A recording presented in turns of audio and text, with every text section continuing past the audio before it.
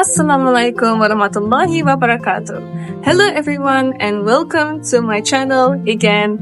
In today's video, I'll be explaining the book review that I have finally read and finished.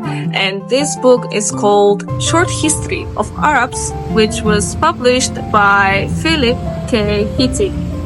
So this book I will be explaining specifically focused on Islamic thought.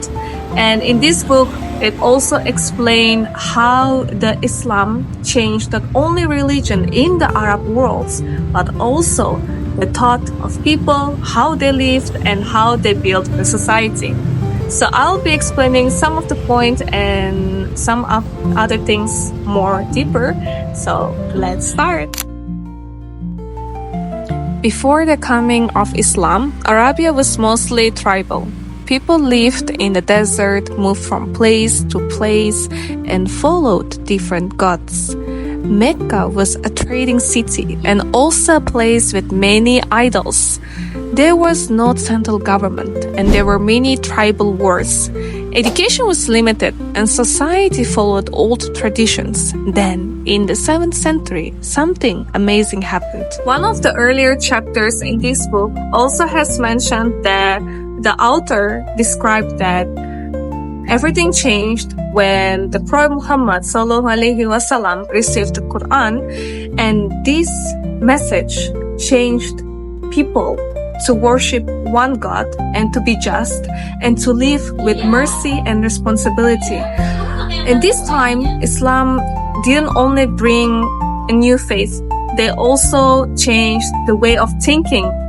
And it united people who were once separated, and also it gave a complete system of life. For example, a system of life such as religion, law, education, morals, ethics, and all are connected.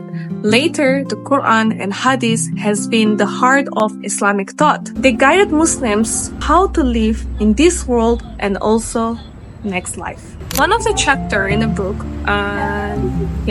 in the page of starting from 65, the topic, the Caliphate, this further chapter, they explain about the Islam spread across the world in the Middle East, in India, in Spain, in North Africa, in Persia, and also how they also explained how the Muslim has become the powerful civilization.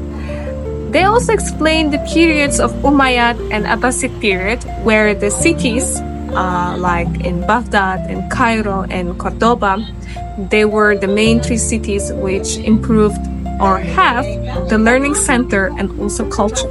This was the time when Islamic thought has flourished. In Baghdad, Abbasid Caliph built the House of Wisdom, where scholars translated books from Indian, from Persian, from Greek to Arabic language. In this time, a lot of things has been improved in terms of education, for example, philosophy, science, astronomy, medicine, and more. Islamic thought grew stronger because Muslims believe that seeking knowledge is part of the faith. In this book, it also explained the special part of Islamic thought, which is the balance between faith and reason. Some famous Muslim philosophers like Al-Farabi, who studied logic and politics, Ibn Sina, who was a great doctor and studied medicine, Ibn Rushd, who wrote commentaries to Aristotle, also shown that using your brain and using your faith work together. Instead of weakening Islam, these ideas helped it grow. It showed that Islam welcomed discovery, thinking, and learning. Of course, there were some debates and different views happened because there were not every scholars agreed. Some groups had different opinions, like the Mutazilites, who believed in using logic and said people have free will. The Asharites, who believed in God's will and said human reasons has limits. These debates were not a problem. They made Islamic thought richer and deeper. They showed that Muslims were not afraid to ask questions as long as they respected the message of Islam. In other words, or moreover, The author also talks about the role of Sufism, or Islamic spirituality. While scholars use logic, Sufis focused on the heart. They try to get closer to Allah through prayer, poetry, reflection, and simple living. Thinkers like Al-Ghazali helped connect the mind and the heart. He said both are important in the journey of Allah. Later, after the fall of Baghdad in 1258 by the Mongols, Islamic thought slowed down. Wars and political problems caused many libraries and schools to be destroyed. People began to follow traditions more than questioning or discovering.